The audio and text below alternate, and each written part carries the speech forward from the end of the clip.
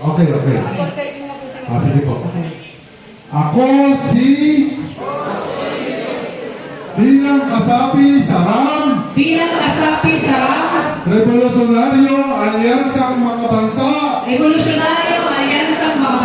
ay susunod ng tapat at kikilos ng walang pasubali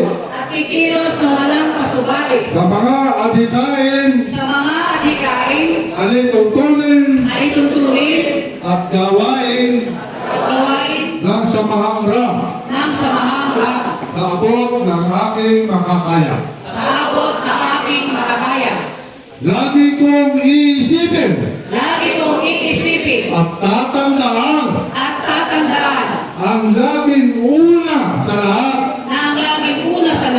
ay ang kapakanan at kabutihan ng sambayanang Pilipino na siyang bumubuhay sa diwa ng Ram. Kasiyahan nawa ako ng Diyos na may kapal.